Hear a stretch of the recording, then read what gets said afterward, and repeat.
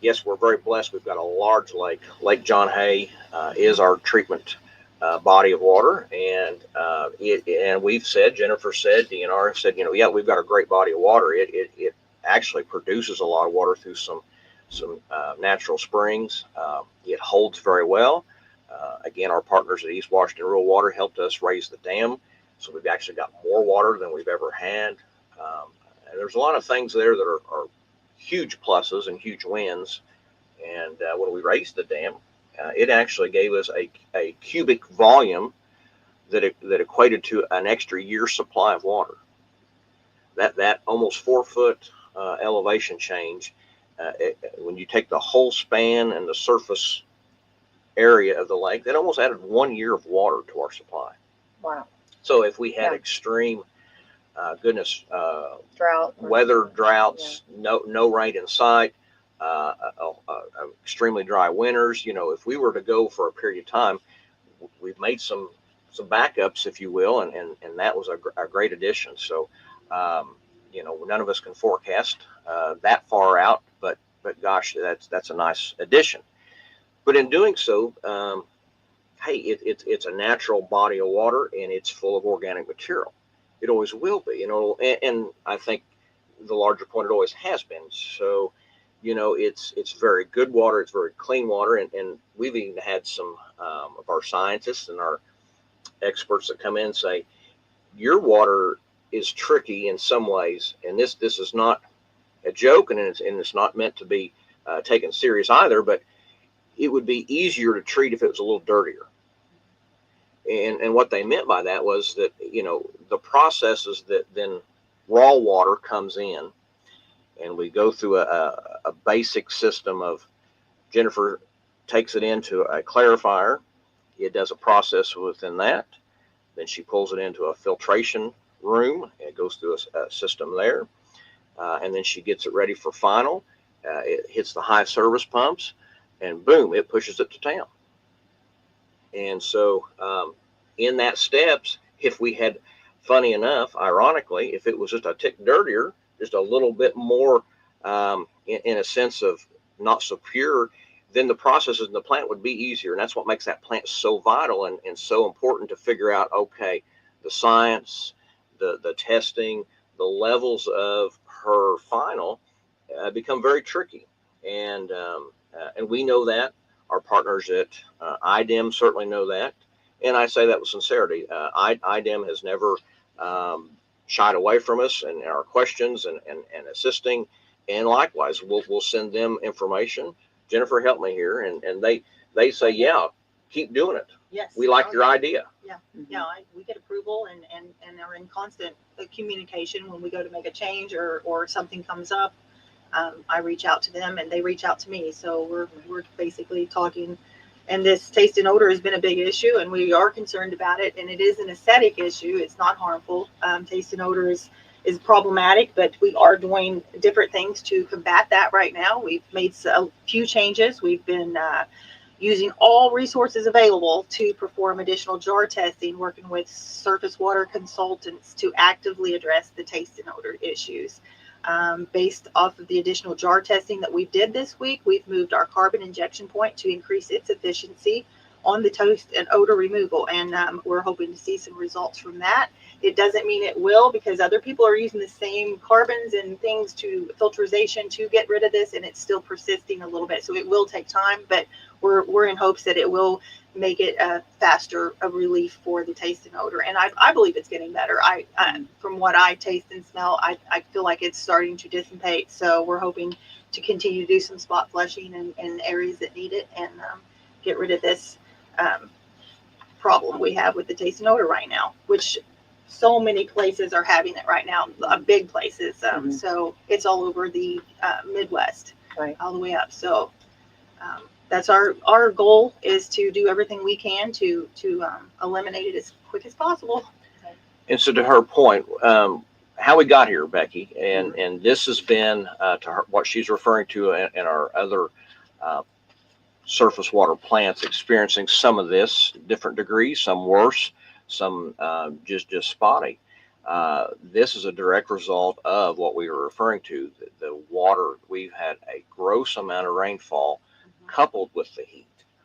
And so the organic makeup changes so fast. And this started with treating some algae, getting on the right approach. Where's the algae at? And we treat that every year, but this year it came on in a different fashion.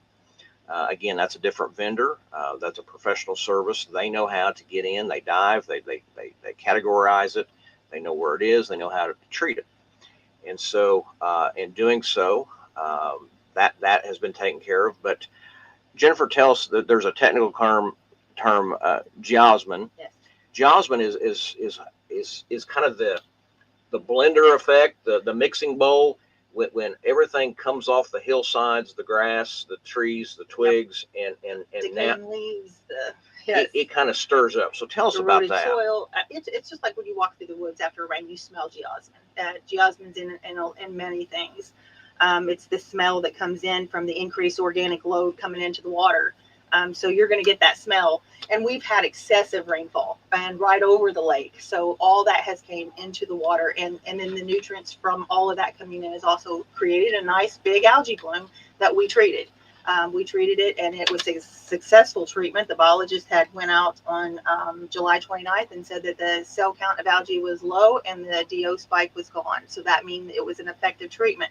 But the result that everyone or some people are experiencing is the taste and odor, and some people smell it more than others. Geosmin, if you look into that, and there's MIB, which is a compound too, they create you can have a teaspoon in an Olympic-sized pool and still detect it with your nose. So that's how potent the geosmin can be. But some people don't even smell it. Some people do. So it's a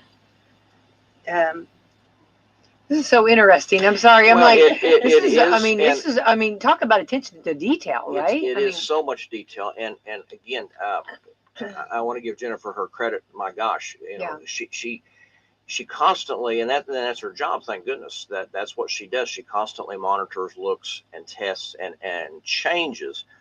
And what I mean by that, so today it's calm day. Becky, your forecast was we don't have any rain today. And so her monitor of levels are X, but 2 days ago when we had some rain, they might have been at Y. And, it changes so fast in that raw water readings. And so, that's why we have a 24-hour, 7-day-a-week plant, and it is monitored in that way. And so it's obviously very scientific. It is also very modern, but there are things and conditions, Jennifer, that just on average, goodness, you might adjust. How many times a day might you adjust? We'll adjust according to the weather. Is a big adjustment, according to the weather and what's coming in and what our raw is doing, and we base it off of our lab testing. If we see something going up, then we know to adjust here. So it just depends on what's coming in, and that process may take 4 hours for that adjustment for us to test it again and see it go through the end of the treatment. So it takes a little time for that to come through, us test it again and see where we're at, and then make another adjustment if needed.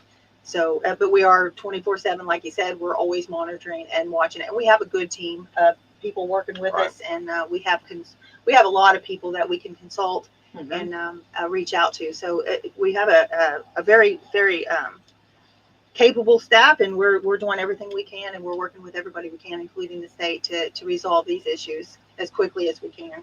Right. And so, Becky, to that point about it is fascinating. So, Jennifer, let's take this a step further. Your job doesn't end at the high service pumps when it shoves it to town. And what I mean by that is post-production, with the water traveling through the water lines, the water being stored in our upright tanks. The distribution system is another component of what Jennifer treats. And so, Jennifer, help us kind of connect the dots here. Your reaction time or your fallout of certain, shelf life, if you will. There's things you have to keep in mind when you're at the plant. Okay, I have to make this adjustment so it stays constant 3 days out, because it still is a chemical change going on post-production. Yes, and we do routine testing weekly throughout the distribution system too. We do different tests to make sure that the residuals stay where they're in between the limits that they are. Everything is sent to a lab, and then we get our approved results back. And if anything needs done, we adjust it then. So we keep everything monitored closely at the plant and outside the plant. So it. You recall, Becky, you asked me a year or so ago, how did we come about the blue shade on the water tanks and towers? Yeah. And again, because that is such a massive amount of metal that attracts and holds heat. And so there again, by design, white, pale yellows, and those pale blues, because you want to deflect the sun and get that heat away in the best manner possible. And that's why you see those light colors, obviously. And so this plays into what Jennifer's saying and what she does, because you look at our standpipe, aptly named, it looks like a big pipe in the air. But my gosh, the amount of metal that thing has on it. And so these 90-degree days, that water takes a beating as far as temperature wise. And right now, Jennifer, did you tell us there Monday, we're pulling in water right now that's over 80 degrees? Yes. Oh, And wow. so if it's already 80 in the lake and it goes through the process, and it is still warming up, and that's for lake water, that's pretty warm. Yeah, definitely. Yeah.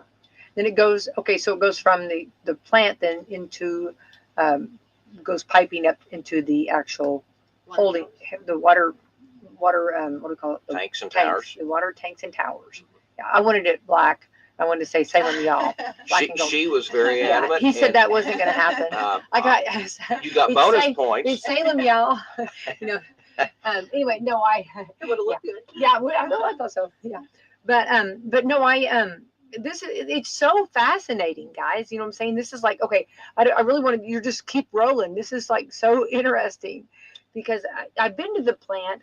And I think it's so important for people that have not been to the plant or knows. I think this is so valuable. I'm so happy to have everyone here this morning to explain this, because people don't understand, and everybody's just like, what are we doing about it? What are we doing about it? And let's go back years ago. I mean, I know we have a new treatment plant, and it seems like we are, but remember the old treatment plant? We had this all the time.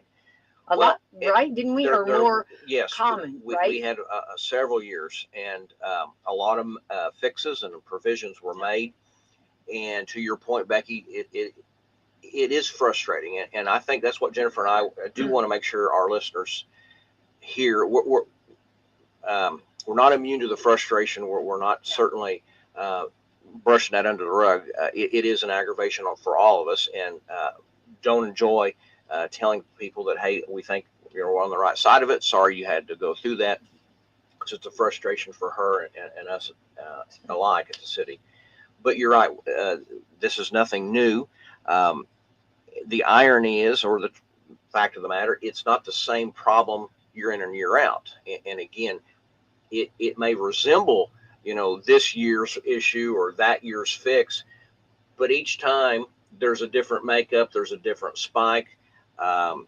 Gosh, Jennifer, just the number of additives that's at your fingertips now versus then, and what may work and what may not, what we can't use anymore. Things change. Yeah.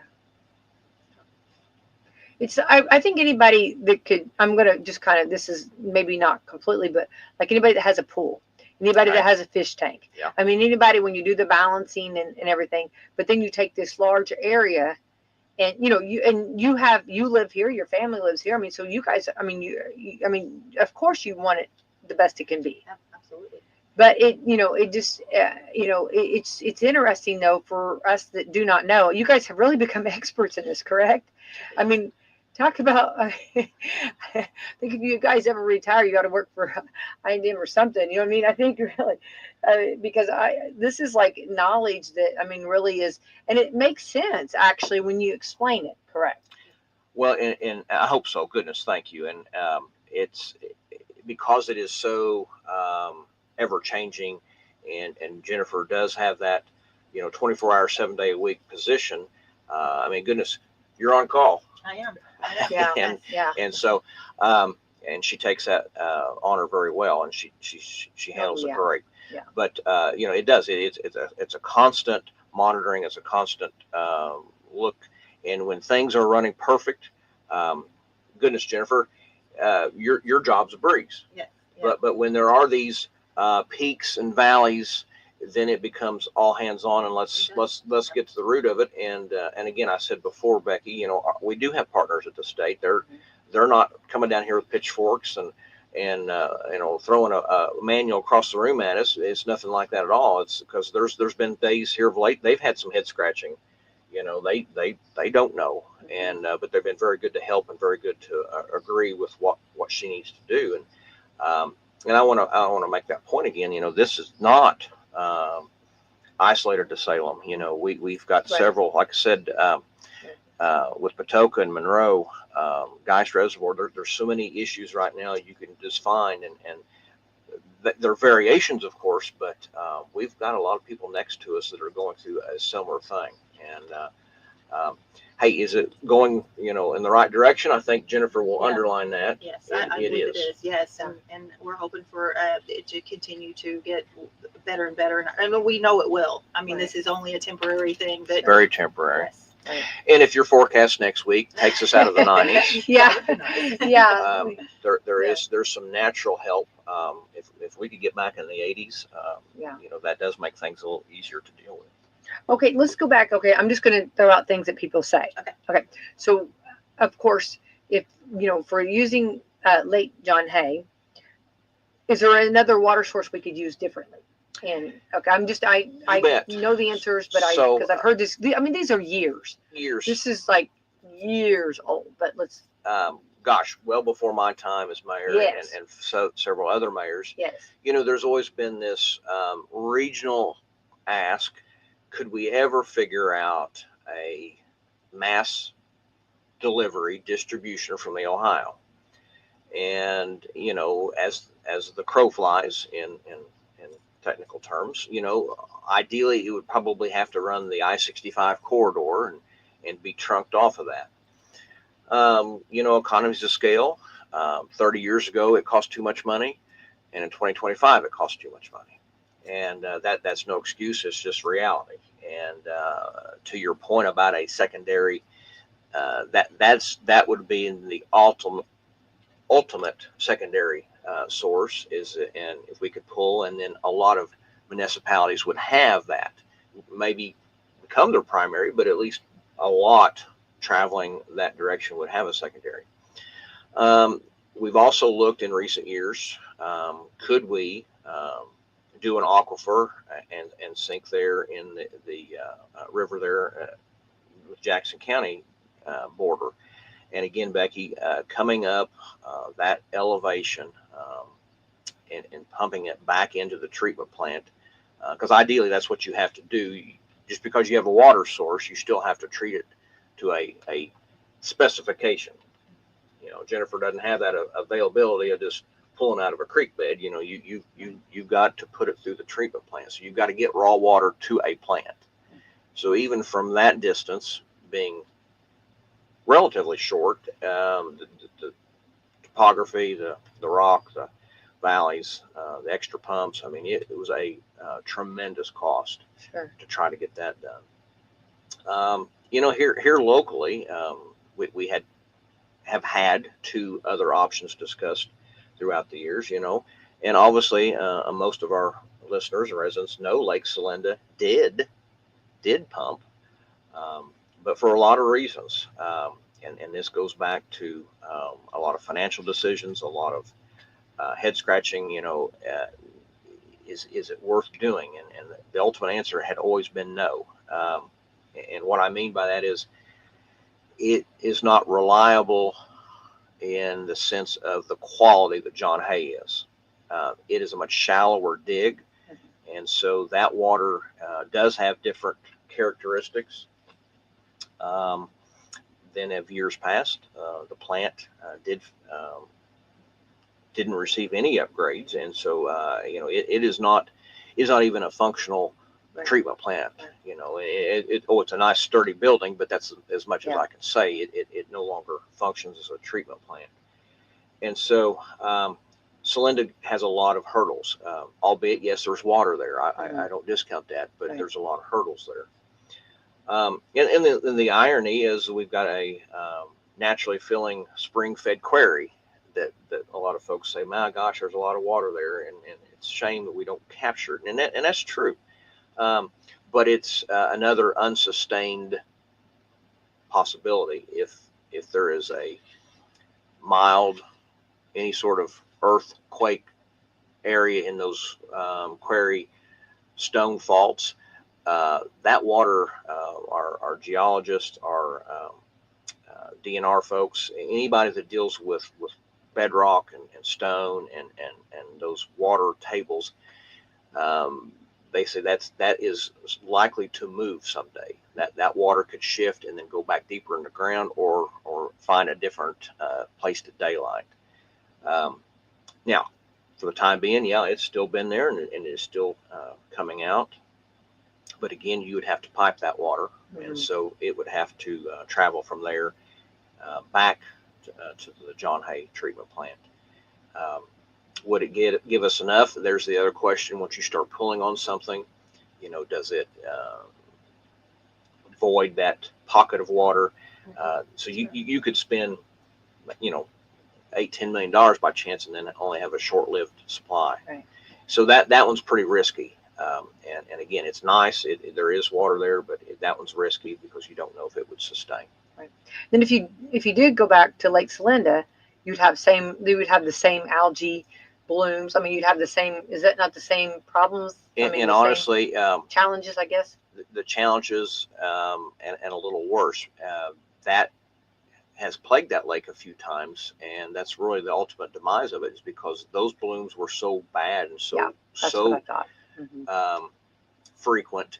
It ended up, for lack of a better word, almost choking some of the intakes.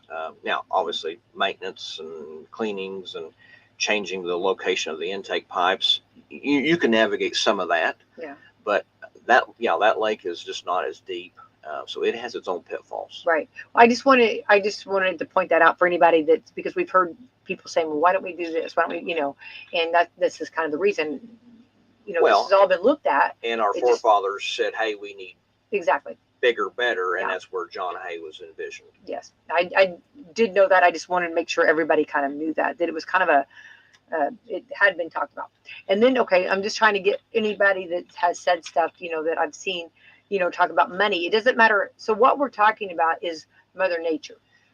This is not money. This is not like you can't keep throwing. I mean, money doesn't need to be thrown at this. Correct. And those other places we've listed, that are experiencing similar things. Yeah, it's this is a Mother Nature talking, and some of our locations have fared better, some have fared worse, and so you're right. Getting each individual fix is on that particular plant. Jennifer can attest. They're not treating and fixing the same way you are. And they're all doing something a little different. Yeah, they can be doing something a little different, and we're still all following the basic guidelines. So yeah, and everybody's listening to the state and following those. So to throw money at something here, you're right, Becky. It's not painting with a broad brush. You can't necessarily. Jennifer can't add a clarifier. Let's say you couldn't dig and put another clarifier 3 and say, okay, we're going to just use that for the problem at hand. No, there's nothing in the process here that's really going to make any difference. Just time, and that's a hard pill to swallow. And I don't mean to lessen that. I'm not trying to say that we just have to sit and wait. No, but there is some time element here. Right. And I think that's very important. And I really appreciate you both being so transparent and coming in this morning and talking about it, because it makes sense. It just just for those like that are not doing what you do, Jennifer, and Mayor not doing what you, because I think our mayor has become an official water expert. I really do. I'm not saying that, I'm not joking. To have you explain you've really come a long way, baby. Yeah. On learning about the water. I know, whenever the system, I know I've talked to them, that have worked on it, they said that, the mayor has, actually spent nights, with them, and they were like, he won't go home. He's just, wanting, and we're working on this, but but I do, and I appreciate your dedication, and Jennifer, I appreciate your dedication too. And I know we all live here, and we all, want the best for our community. So I appreciate all the hard work you guys are doing, and I think that it's so, it's important to explain that, there is a method to this madness. There is what's going on, and everybody wants this fixed, Right. But there's not a magic wand that we can wave. It takes time. It takes, weather, Mother Nature, everything comes into play. So what about when okay, I've seen like hydrants drained. What does that do? Explain a little bit of that. Yeah. Oh, that's flushing and putting new water in. It's pulling the water that's already in there that's 80 degrees and getting some fresh water through, and just pulling out some of that, and getting fresh residuals in there. And that helps the taste and odor. It's going to help it. We're going to continue to do spot flushing where we need it. We did a whole system-wide flush, which pulled everything through. And like we said, geosmin and the compounds there are really a little bit of a bear to get out. But it's going to get better, and we know it is. So we just ask for, we appreciate the patience and the understanding, because we are making every effort to get this done as quickly as possible. Right. Well, and I think to Jennifer's point, Becky, your question, we don't always have enough consumption. And so, when the kiddos are taking their baths, and we're cooking dinner and doing laundry, that's great. But as far as bringing fresh in, but it doesn't take everything out. I mean, our distribution holds, gosh, Jennifer, I'm going to say this wrong, but several hundred thousands of gallons at any one given in the pipes, not the tanks itself, but just in the pipes. Wow. Because we have such a network of looped water lines. So the only way to, and this is our routine flushing, it goes to that too, Becky, that's our biggest reason, is because we have so much volume in the pipes at any one given time. And so let's encourage and fast forward some of our process, and we'll crack a hydrant and let it run for 20 minutes, and that pulls out so many 100 feet, and that brings, to her point, the fresh in behind it, and keeps pushing and pulling. And you do a system-wide flush, and gosh, it takes about 10 days to do a system flush here in Salem. And but anyways, yeah. So you want to get all the current water moving. Right. Well, it all makes sense. It's a lot. And then of course, then East Washington Rural Water Corporation gets water from us too. So, and explain a little bit of that. That goes that's why they would be experiencing the same too, because of the same. Yes. Yeah. And they'll do a system-wide flush behind us, and pull that through too. And that'll be coming up, I'm sure. And it should, like I said, everything should fall back into place soon. And we're doing everything that we can do to help that process along. So right. We just want people to know that we are concerned, we do care, and that we are doing everything we can to get this alleviated as soon as we can. Right. Yeah, we wholesale to East Washington and New Pekin. So there's customers on both sides. Ultimately, yeah, Becky, we have almost, as far as end users, there's almost 18,000 customers that are provided water by that Lake John Hay system. So it's a huge network, and being such a huge network, it does make a larger footprint. And so yes, they do their maintenance and their work on the distribution as well, and they're great crews. Yeah. I will tell you, they're hands-on as well, and they do a very good job. Yeah. And I do keep in communication with them throughout the process too. We keep in touch with them. Love that so much.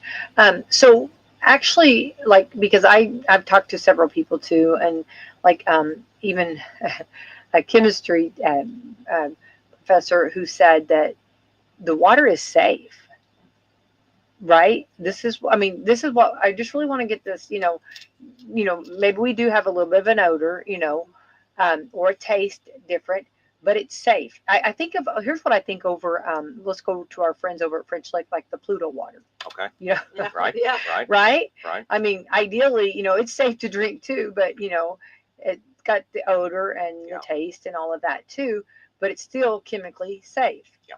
And I think that's where, like, people will say, you're telling me this is safe just because it has the, not necessarily the taste you want or the smell you're wanting. It is safe, and that's something that our IADM and everybody has said, right? Correct. Absolutely. Yes. Check. It's an aesthetic issue. Can you explain? Yeah. It's just a secondary contaminant that is aesthetic. It's not, there's no regulations to it. It's just taste and odor that nobody wants, and you got to work to get it out of your system once you get it in there, and that's what we're doing. And there's no harmful side effects to taste and odor. Right. Right. Yeah. And I think that's important to explain to people too, because that's the first thing they think of.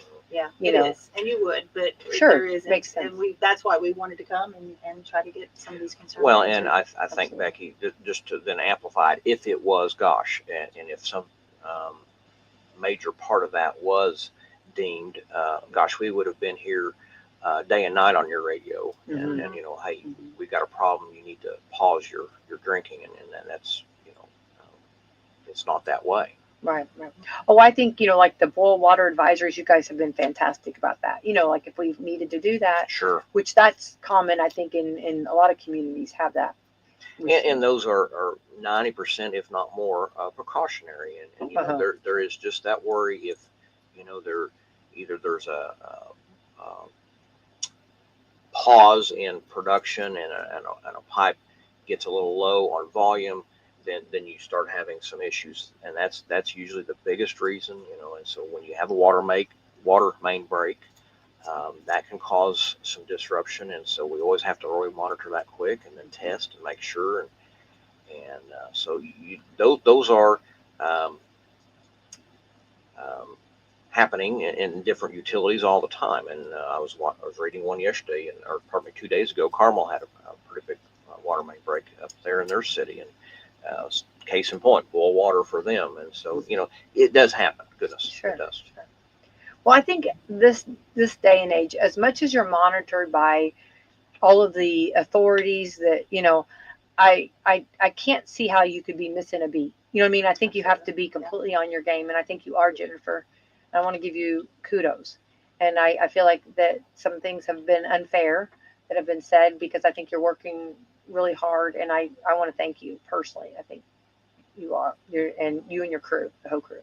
Thank you. And we do love water, and we love our community, and we want to do the best job and get the best water to you as quick as we can. And we are very concerned too. We wanted to answer and address those to let you know that the water is safe, and that we appreciate your patience and your understanding as we go through this together. Right. And Mayor, you too, thank you so much, because, we talked about this, and we, of course, you had the meeting Monday night, you went into it, and I was like, well, let's go a little bit further. Let's bring it to Coffee Club. Sure. And I appreciate that, because, maybe someone didn't catch the meeting the other night, and maybe I hope that, that everybody, and I hope that anybody hearing this can kind of can take this and make it contagious to where it goes everywhere, where they explain this, because I want everybody, and we know that when you live in a community, and we love our community, and I know Jennifer and Mayor, you both are very devoted to our community too, that we don't want people being unhappy. We want people to feel assured. We want that laying your head down the pillow, feeling good, and things. But also it's very interesting though to hear what we're going on. So the ideal fix, if you want to say, if there's anything that's probably going to fix this, is a little bit lighter temperatures, not so hot, right? And maybe not as much rainfall as we've had, right? Or is that? Yep. Those are kind of the things those big downbursts, and funny enough that we've had a lot. Well, and Becky, if you go back and look at your radars from those last 60, 90 days, a lot of those big downpours happened over that lake. Yeah. Which would obviously mess up and change the chemistry, changing all of the chemicals, changing everything 100%. Yeah. So it makes sense. It's just, I think people are just kind of wanting, where's the, into this. So Yeah, this Sure, is where, certainly. but it seems like if you kind of go back and, I'm going some years ago, and Mayor, I think that you just kind of, just the lucky one to inherit this. But I think we've had, it seemed like this time of years when things when those blooms start happening. And I mean, right, it seems like this is kind of our degree of difficulty, if you will. Springtime, we don't usually have any problems like this. It seems like when we start getting further into summer, when this is when it starts, like the heat starts hitting it, the water starts hitting it. I mean, it does. if you kind of look at a pattern here, there's kind of a some, pattern. Some ups and downs, but I'll add to that, and this furthers Jennifer's heartburn. It can be spring and fall when that lake turns and flips. Then it creates a whole new pattern of what the organics do. And so then she's scrambling and saying, okay, this is what we're seeing today, and this is what we think is going to happen tomorrow, and we need to prepare. And so when that lake flips, again, Mother Nature kicks in, and so she's right back on it, trying to monitor all that. Mm-hmm.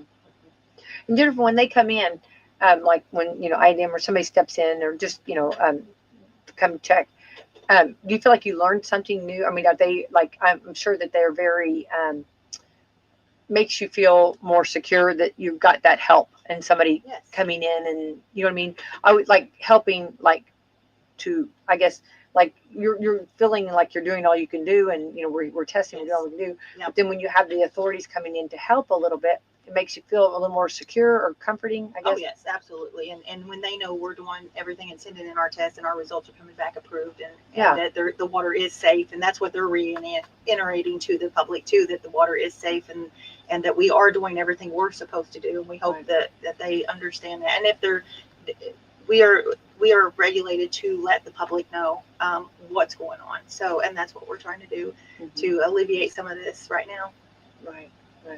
I think because it's got to be extremely frustrating in the fact of and we ask people to please be kind, and give us, or give some grace, because it's being worked on.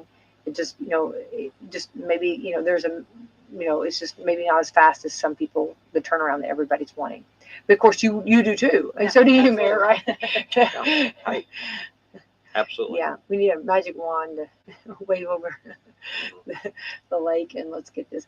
But the treatment plant, I've been to it before. It's very interesting. I mean, it's really pretty cool how it all works, And can you go a little bit further? Let's kind of let's say that we are.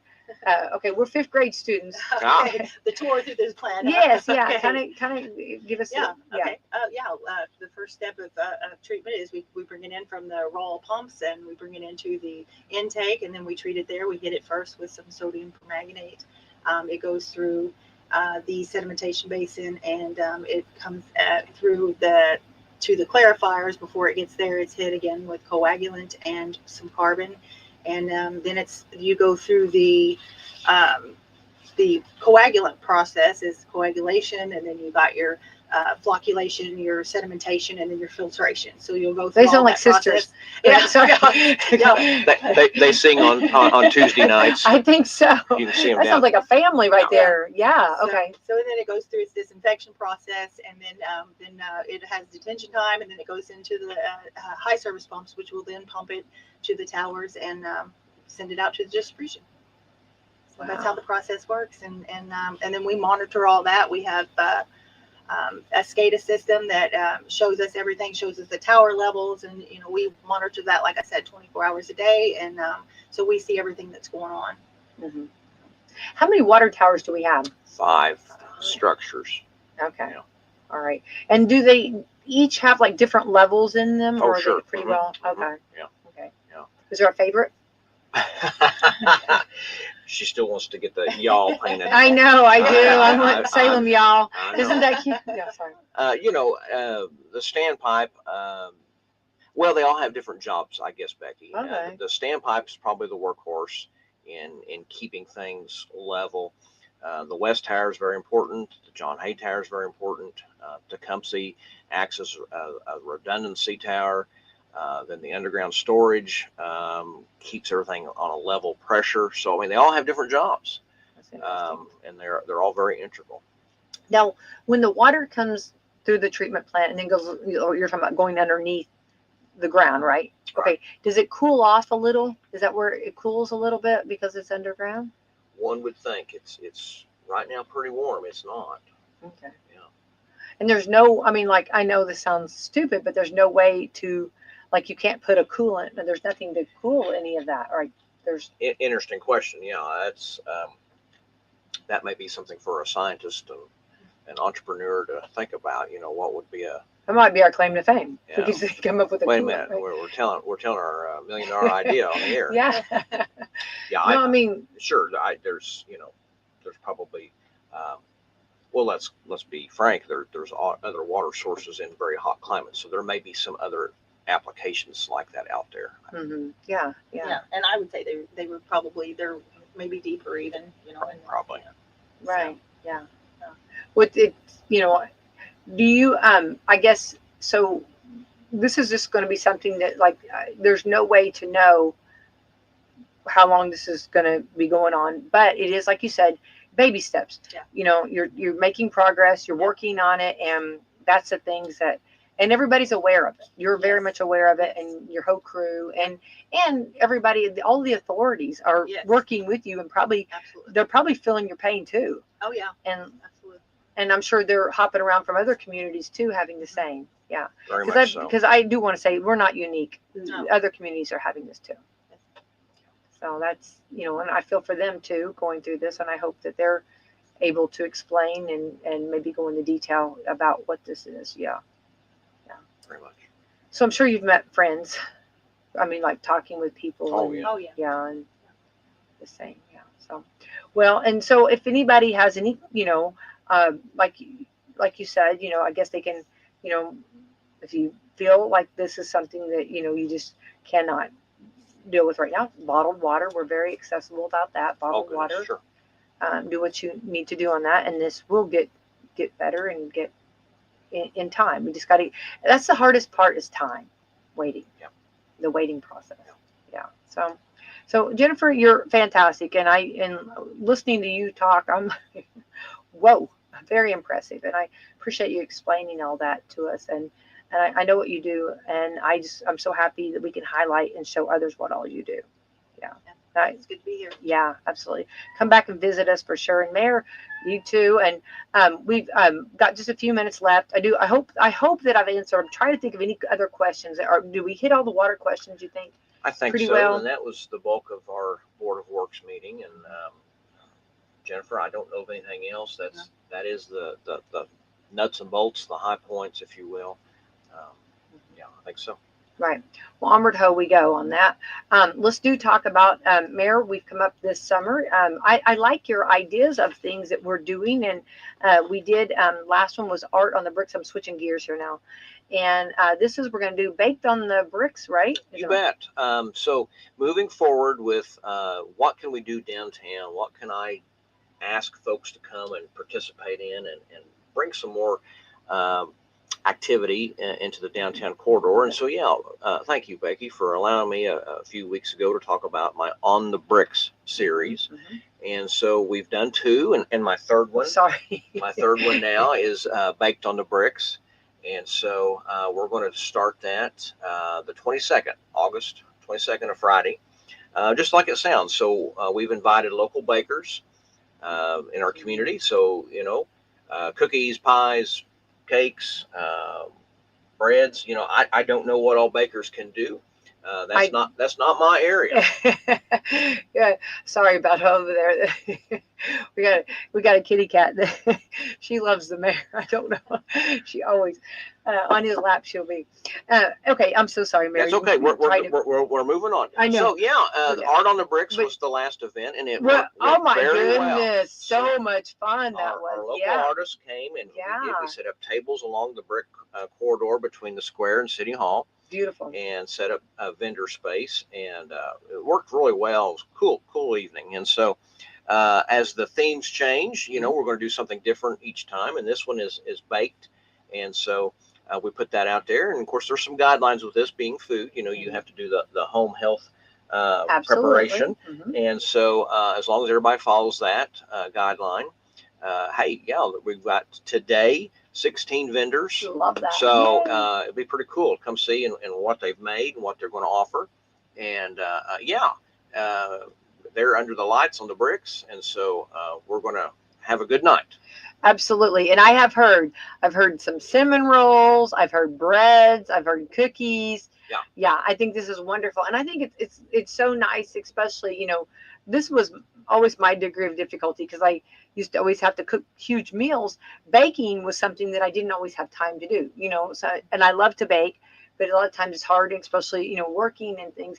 So what a blessing that we can stop by and pick up some baked good items, and it's a Friday night, which is perfect, to take home, and you can have some, even if you have a little bit extra for Saturday. It's always nice. Usually it's gone on Friday night though, but anyway, I love it. And even if they're going to a football game or another activity, stop by and, this is actually home. And we know we've got some wonderful cooks in our community. Oh, right. Absolutely. And I know I'm very stoked about this, and I've heard some really good things that are going to happen. And so I love this. And I love that we're going, from the arts, from all of those, the artsy ones that did that. Now we're those to see your creativeness in the kitchen, the baking. And I think the guidelines as far as making sure, I think that's kind of like, even like your different contests, like when people have like a baking contest or anything, that's kind of where they've gone, where they have the, you just show your ingredients, what all's in it, and yes, the same thing for all festivals. Yes, and I think that's it's the same guideline. Well, especially we know that there's so many allergies out there too, and you just want to be safe and everything. So I think that's legit. And I don't think anybody's having trouble with that. 16. No, right? Yeah. And so obviously bring the family. It's an evening that anybody can come and enjoy and spend some time and and explore downtown. That's the other side of the coin. Right. I always want to bring people downtown and see what we've got to offer and come back. And so hopefully we'll garnish some out-of-town visitors as well. But we're going to keep doing these on the Brick series. So stay tuned for more. But that's August 22nd. Okay, August 22nd. We'll keep reminding everybody about that. And it was funny because that art on the bricks, someone said, I've never been. And I'm like, because we've never had it, what I mean? Yeah, I haven't either. This is my first time too, because, and I and Jennifer, he doesn't like when I do this, but I really want to brag on our mayor because trying new things like this, putting up those beautiful lights that, anytime I'm out, around that area, I always have to drive through because I just love to drive through by those. I love those lights. Yeah. Love the lights. And then having now where we all having events and stuff, because actually, matter of fact, the weeks in between now, I've had people say, when's the next? What's next? And I'm like, well, coming up, So, and I think that's great. And I love that for the summer. It's been fun and exciting. And it's highlighting people that, like I didn't, on some of the arts, I didn't realize how artsy some people that I know every day and see, but I didn't realize that they could do all the stuff they do. So a lot of fun that was. So we look forward to that. We'll keep reminding everybody about that. Let's see here. School started, yes. Oh, it did. Yes. School buses are rolling. Let's be careful. And remember when they put those stop signs out and those arms out, let's be careful, right? Yeah. So that's exciting. And onward how we go, right? That's right. Yeah. People are getting a harvest in their gardens and good stuff like that. So we should have a lot of good, maybe some zucchini bread. I bet so. Yeah. Hint on that kind of stuff. There is a request. There is, I think I've heard about it too. I think I've heard some good stuff. So, and thank you, Mayor, for coming in. Mayor Justin Green, thank you so much for all you do. Keep up the great work in this beautiful community that we have. We're very blessed. And Jennifer Mills, thank you for all you do. Superintendent of the treatment plant, and you and your team, you guys are rock stars over there. And I think chemistry majors too over there. Definitely keep up the great work, all you do, and hopefully everybody has a little bit more understanding. That was my, we always, what's your goal for the morning? I hope that we have explained it a little bit, and hopefully everybody has a little more peace of mind. And please, with this knowledge, explain this to others.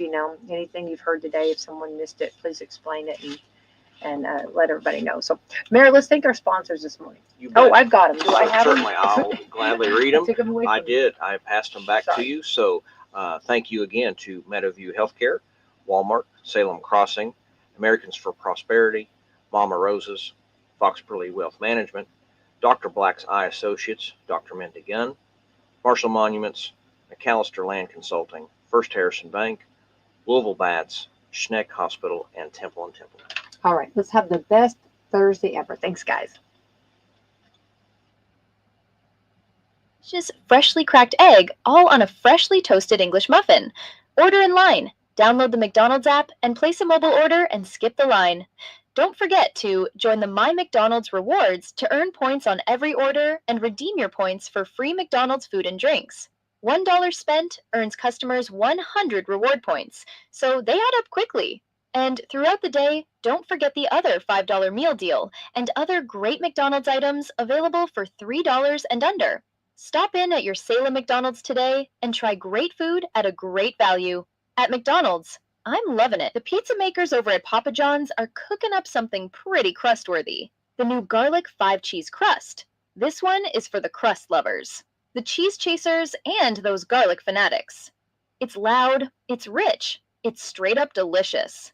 They start by hand-stretching Papa John's original dough made with 6 simple ingredients, brushing it with garlic parm sauce and adding 5 bold melty cheeses.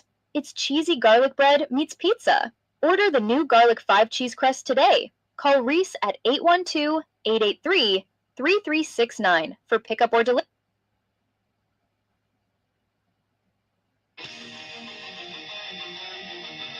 Welcome to the Rick Burgess Show. The voice of reason for an unreasonable world. Lighten up, Francis. Here we go. All right, America. Another hour of the Rick Burgess Show. Thank you for being with us, America. Speedy, Greg, and Adler all here. We love chatting with you. Text Nation is in the chat room for the tubers in. Also, we have unscreened phone calls and hey birds. We love interacting with you, and you always bring so much to the table. Okay, so I got a question for y'all. Okay. I know men can't run in the rain. No. But can men run to the bathroom? Yes. Okay. Yes, I will risk if you call that I'm not being manly enough, but that's okay. A trade out for messing your clothes up. Yes, Okay. sir. Because I was trying to think of a nice way to say it. Because you're moving to the restroom to avoid what Greg mentioned. Because when that happens, you feel more like you're not a man. You sort of feel like you're a small baby. So you do, Rick. Yeah. So that's the only people that really are allowed to do that. Okay. So they're the only ones who get away with it. They get a pass. Oh, it's changed. Somebody's got a dirty diaper on. I was telling a friend of mine day before yesterday, speaking of that, about, and Adler's still in this world, and of course we all, how much do you have to participate in that kind of stuff with grandkids? Not a lot, unless you're not a lot. Well, it just depends. If you're there with them by yourself. Yeah. So, and this is, that world is a completely different world. And you might remember the story. It's from a long time ago. It was so long ago, I only had 3 kids, and Brooks' big love was the baby. Mm-hmm. So he was probably 7 months, 8 months, something like that. And so if you remember this, my oldest son, his little league team, it was their night to be with the minor league baseball team that was local, the Birmingham Barons. Mm-hmm. Oh yeah, they bring them out there. So it was something that he wanted to go to. And Sherry had some sort of conflict. I don't know. She might have been speaking somewhere. I don't remember. But I had all 3 of the kids, and then I had to add to that going to a minor league baseball game with the kids, just me. And now that includes a baby and then 2 kids that were, let's see, so by the age, I guess Brandy and Blake were probably maybe 9 and 7, something like that, maybe a little bit older. And so I'm there, and you're okay when you're by yourself when it comes to this situation, as long as women aren't around. But if they start holding the baby and passing him around, and they he's got a poopy. Oh boy. And I was like, okay.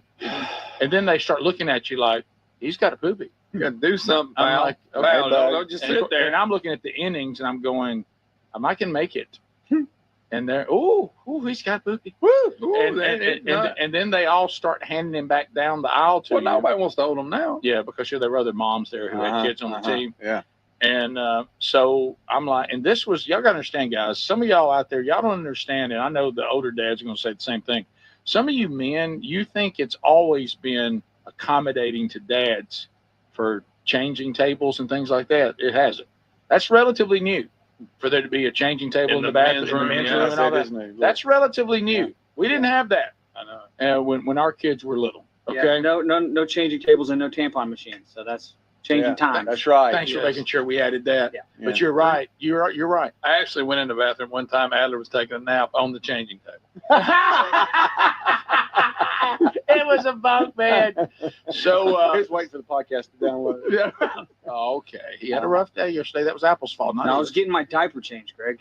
Okay. What do you know? Better. Ooh, he's got poopy. So Adler's got a poopy. So finally, my other two kids are looking at me like, "What's the move here, Dad?" And I'm like, "All right, everybody with me." And so you might remember the story. It actually worked out beautifully. Now it upset some. It worked out beautifully. Well, it upset some people. Guys, I don't know if you've ever thought about this before. So I walk out into the common area of the minor league stadium, and I realize that the condiment table is perfect height. You know, the thing that has the the ketchup, mustard, and all that. And napkins are right there. The health code or something. This bothers Greg here. So That's against the health So code. I take the baby and I just put him on that. It's perfect. I'm not having to bend over. I don't have any back issues.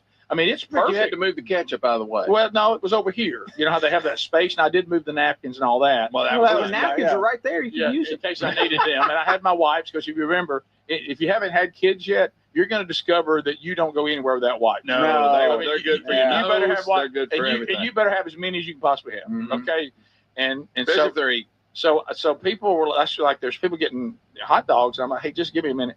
And they realized I changed a baby right there on that, and it was beautiful. And there were people that the dads that looked at me were kind of like, look at that guy, he's resourceful. Yeah. But They didn't miss a pitch. the women Wow. the women were completely, they couldn't believe it. They were like, what was he doing? Oh, Rick, And my goodness. and then but I handled it. Like I And- said, I and think got you it done. broke some type of rule. Yeah. Well, but The condiment table. hey, it You're was pushing perfect back height. the ketchup and the napkins. You got to. Well, if you remember, I tell you what reminds you of that story. That was the time that I jumped in the car because it was Dad on his own. I jumped in the car and got maybe 400 or 500 feet on our street, and my daughter from the back said, "Dad, you left the baby." And I was like, "There's the baby not back there?" and so I turn around and go back, and he's sitting in his little carrying thing on the floor. And I come up from and I look at he looks at me almost like, "Oh, I'm going to tell Mom if I could talk." Yeah. And I'm like, "Man, I'm glad he can't talk." But I put him in there. You were like those two guys on Raising Arizona when they realized they start screaming. Oh, No, they're going back. it was almost the same thing. And I mean, the baby was in the seat and it was fine. He was just on the floor. And as I was loading the car, I forgot to pick him up and put him in. Let me ask you this: we're talking about babies in public. Do you ever catch yourself? And I'm going to be gentle with this. But That's parents, if your kid's got a runny nose, let's keep it wiped. Thank you, Greg. I catch myself wanting to wipe I his will. nose with the wipe. Don't just let it cake on his nose. Raise your hand if you've ever. You may have to wipe it, and they don't like you wiping. I No, get that. got But it. you can't leave big crust bucket out there. Raise your hand if you've ever wiped the nose of a kid you didn't know. My Yes, hands up. absolutely. Oh, for sure. My Yeah. hands up. I'm like, I can't look at this anymore. Because Yeah. I want to be able to finish my pretzel. It's dry. You know what I mean? Look, I mean, it's working its way can't- back, and I it's can't- drying. Oh, yeah. Surely y'all see that. Yes, y'all, and they don't like it at all, Greg. But it's hate it. so, especially when they're sick and boogie, all Oh, boogies. and it's raw. It's hard to keep on. It's hard to keep track of it. And then they're like crying, and there's like a string in front of their mouth. I'm sorry, I even said that. That's horrible. But they react like I'm coming at them with like sandpaper Oh, yeah. covered in crap. Look, like they start this, doing that. yeah, I'm like, it's a wet wipe. It's soft. It's fabric. It's going to make you feel This better. is a 10-cent wipe right here. You'll Right. feel so much better. They act like I'm coming at them with like a Steel wool or something. Right, yeah. Plus, you let it get caked up. I mean, it's stronger than Gorilla Glue. But when Trying you're to get it all, but when you're in public with other people, stay on top of that. Yes, yeah. Stay it's on gross. top of that. That's hard on the rest of us to see that. Yeah. Stay on top of it. Oh, I think he wants you to hold him. I don't think so. Yeah. By the way, on the trip, had one of those rare victories because for some reason, women, it's that maternal thing. If a baby that they see that they really, really think is cute and precious, could be a family baby, could be a friend, could be a friend's child's, after they're married, like their daughter's new baby or their son's wife's new baby. If there's any connection to them, the women immediately want to hold the baby. All of them. Yeah. And there's nothing better. And I've even seen videos of people who putting this out about grandparents. There's nothing better than when the baby prefers you. That drives them crazy. Yeah. And so we had this happen. We actually, it don't matter where you go, you're going to meet people from where we're from. And ended up meeting this young couple who had a relatively new baby that was, cute as he could be. And so Sherry and I actually knew the mom because her sister was even in the same grade with one of our sons. So we knew them. And I didn't know the guy, the husband, but ended up he was saying he listened to the show and grew up on the show, and I knew him. I didn't know him personally. But anyway, so it's not like they're total. It's not like the baby is. We're allowed to have access to the baby now. We're people who there's some connection. We don't know them well, but we were whatever. And so we'll come to find out, Sherry didn't know it. Is that, and this happens. It can either be bad or good. When you're a beard guy, it's either good for the baby or it's bad. Yeah. There's babies that love beards and there's babies that hate beards. This baby loved beards. And so he wouldn't give Sherry anything. He wouldn't go to her. And I went right by Sherry and he puts his arms out. Oh, yeah. There's nothing better than and that. I said, well, look at there. It looks like he wants to come to me. Hey, they're like, he really loves you. And I was like, I guess he does. I said, did you get to hold him, baby? No, he won't come to me. I'm sorry. And then I said, maybe you should grow a beard. Yeah, when they give you an arm. Yeah. And because the first thing he did was like, put that hand on the beard. Yeah. Like that. And I was like, so throughout the rest of the trip, every time I saw him, I was like, well, they'll go over there. And his name was Cooper. Hey, Coop. And I'd go over and he'd come to me again. He did something about you he liked. Yeah, he liked that beard. Might have been the hat. How about when they get a handful and start pulling on it? That's a little different. Ezra grabs my beard with two hands and wrings it like he's wringing out a washcloth. I'm like, hey, buddy, that's connected to my face. That hurt. Yeah, I didn't have that. The little baby I was holding, he was doing that cautious thing where he kind of wanted to grab me. I just kind of, I don't really know you, but I like that beard. And by the way, you look fantastic in your hat, Ernest Hemingway. Yes. Yeah. The couple that came and brought their family in, they had the small baby that the mother, we said she could stay, but she didn't want to. Anyway, that little baby, when I walked by, reached out to him. Isn't that a great feeling? And he was a cutie. And he was a sturdy little fellow. Oh, yeah. He was. Yeah. All right, we'll be back. More to do. The number's 888, the number 6, then Big Vox. You got the Rick Burgess Show. This is the Rick Burgess Show. You've heard me talk about Relief Factor, how people enjoy a more pain-free life because of it. If you're dealing with everyday pain, Relief Factor has a pretty pain-free offer. Their 3-week quick start is $19.95, less than $1 a day. Now, Relief Factor is a daily supplement that fights pain naturally. It doesn't just mask pain temporarily. It helps reduce it, and for a lot of folks, it eliminates their pain. Give it a try today at ReliefFactor.com or call them 1-800-4-RELIEF. That's 1-800-4-RELIEF. Or go to rickburgessshow.com for info. Well, because some retail stores didn't come through for the MyPillow folks, their loss, your gain. MyPillow is offering the classic collection of pillows at wholesale prices. The standard $19.98, queen size $24.98, king size $29.98. They got body pillows, multi-use pillows, all on great discounts right